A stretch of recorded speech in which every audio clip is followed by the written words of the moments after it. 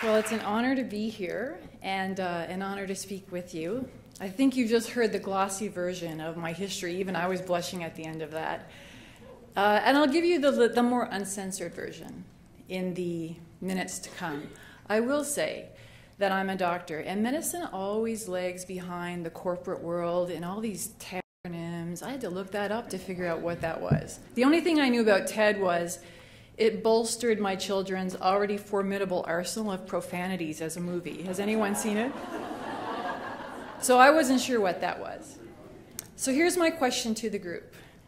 Who here has asked themselves this week, am I crazy? Raise your hands now. Who has been asked that question by someone else? Are you crazy? Okay. So crazy is really the theme that I want to go forward with, which I hope it'll be in less than 18 minutes, but over the next 15. And crazy can be defined really as unbridled enthusiasm or a simple derangement. So I want you to think about what crazy means to you, and I'll tell you what it's meant to me in the journey that got me to this podium. So first I'll tell you, I am a neuro-ophthalmologist. I feel like I'm at a help group here. But a neuro-ophthalmologist is a hybrid, really, between ophthalmology and neurology. So I study how brain disorders affect vision, both in terms of how the eye moves and how the eye sees. And I work, as you've heard, with the University of Calgary, and I've been here since 2007. I also work with the Hotchkiss Brain Institute, where I'm a clinician scientist. And I think it's been, over the last decade, 7 divisions, 5 departments, 2 countries, 4 cities, 4 kids and a dog later, and I'm still married to the same guy. That brings me here. So neuro-ophthalmology. It took me 4 years of biochemistry, 4 years of medical school, 5 years of neurology, and 2 years of fellowship. So that's probably crazy. My mother always said, you're the only person I know who went to school for 30 years. And we're not a sexy bunch.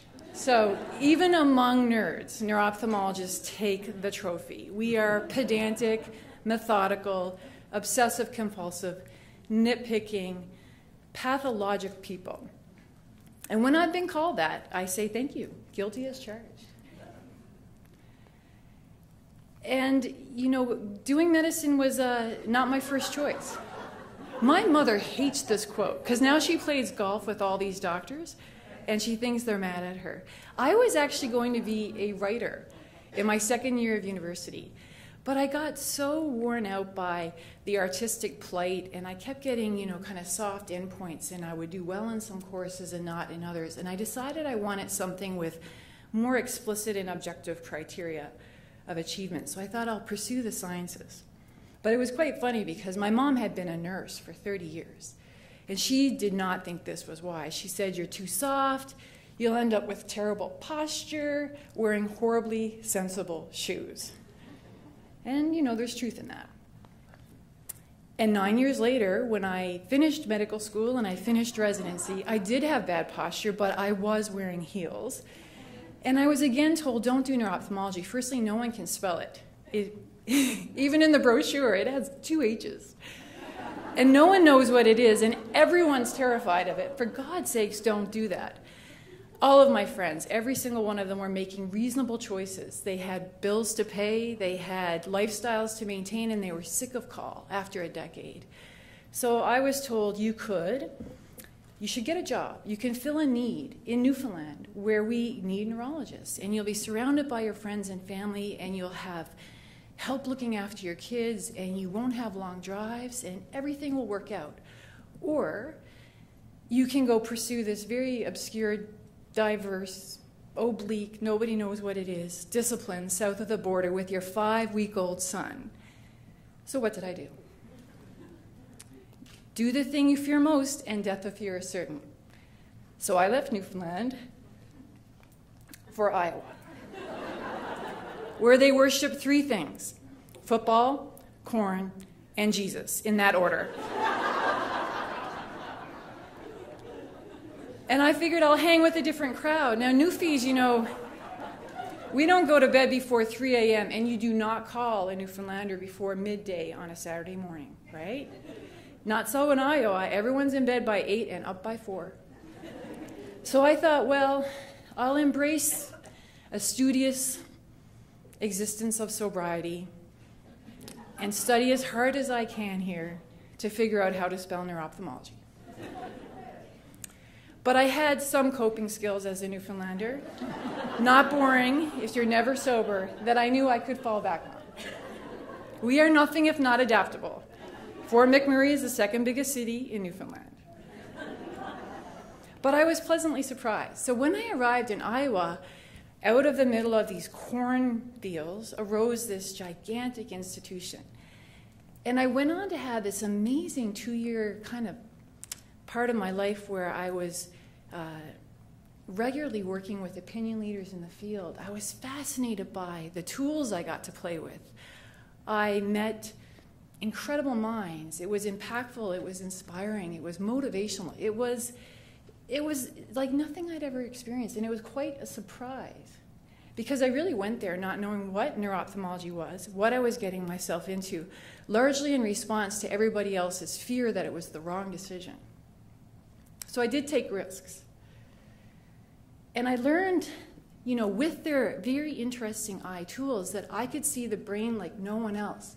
So to ophthalmologists, the back of the brain, the back of the eye, you know, being the front of the brain, they view the brain as an unfortunate outpouching from the eye, right? That just complicates their assessment.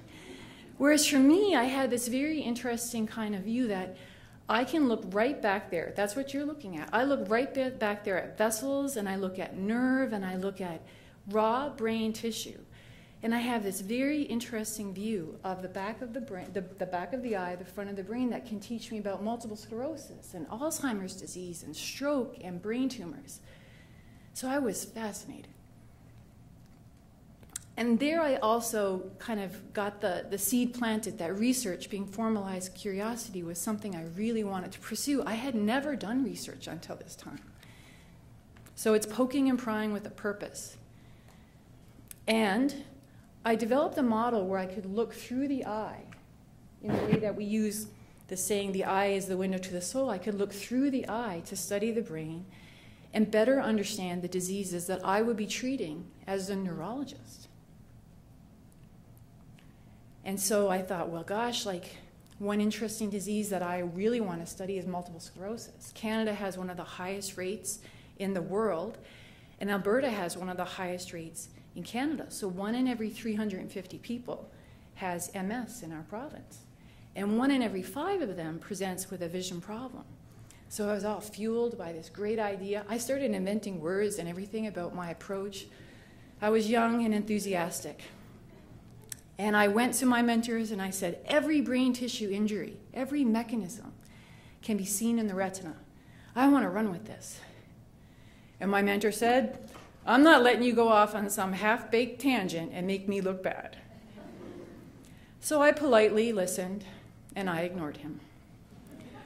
And I went on with this work over the few years. So this was really 2002 to 2004.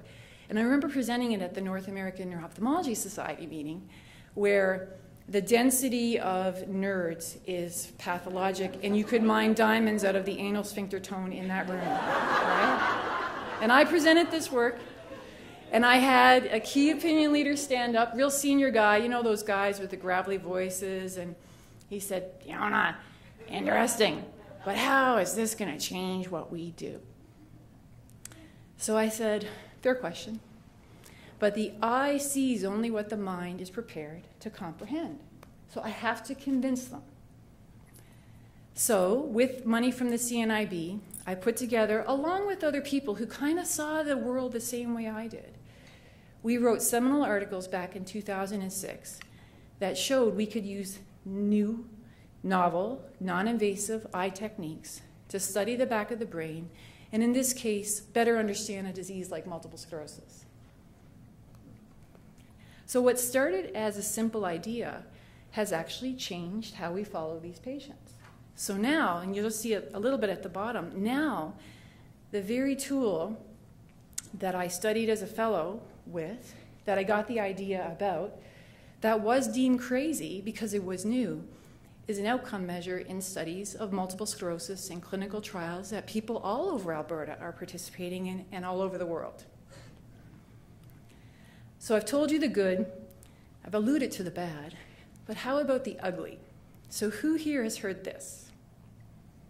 A woman cannot expect to have a successful academic research career and have children. It's not possible.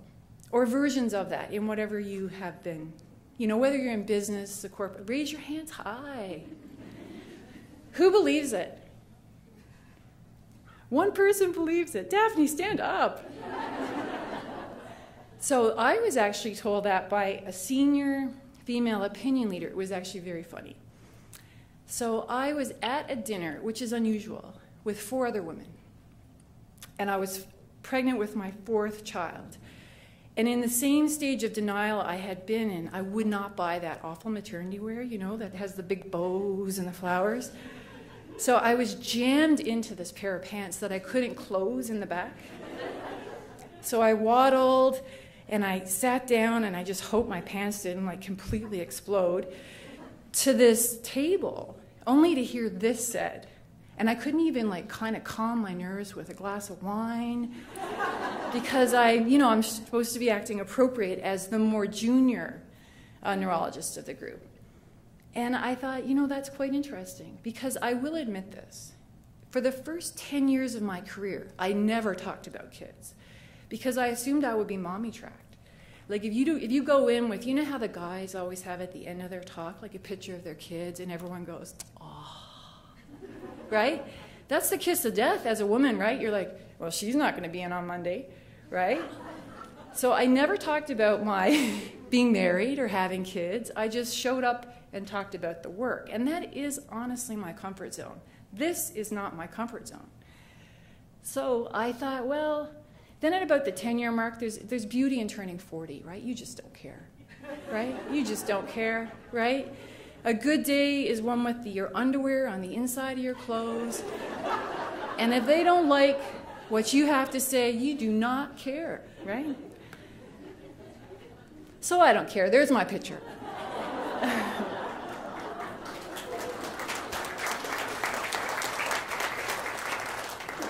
But I do think as women, we do have to, I think I failed my kind of younger sisters, if you will, because I did not talk about this until I turned 40.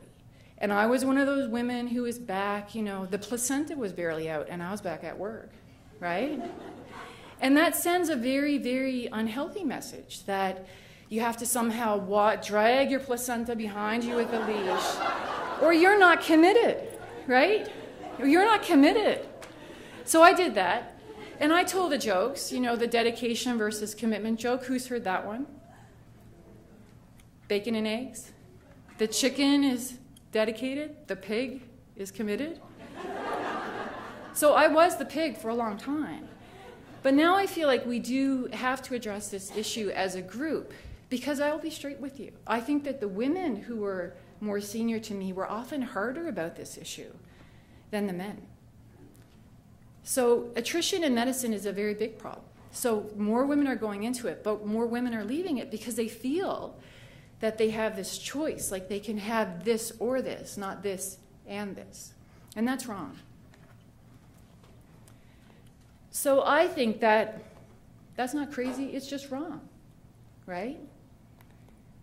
You do not have to be a social hermit with a tubal ligation to be successful in what you do. You heard it from me. So what's crazy? Who's feeling a little bit crazier? Good. Historically, crazy has been underrated. You ain't going nowhere, son. You ought to go back to driving a truck. So guess who said that to Elvis Presley? The manager of the Grand Ole Opry. How about this? We don't like their sound. Guitar music is on its way out. That's what the Beatles heard after their audition in '62. This is a beauty right out of Mad Men. If excessive smoking actually plays a role in the production of lung cancer, it's minor. I thought the kind of the person quoted would be named Rothman or Du Maurier, right? From the National Cancer Institute.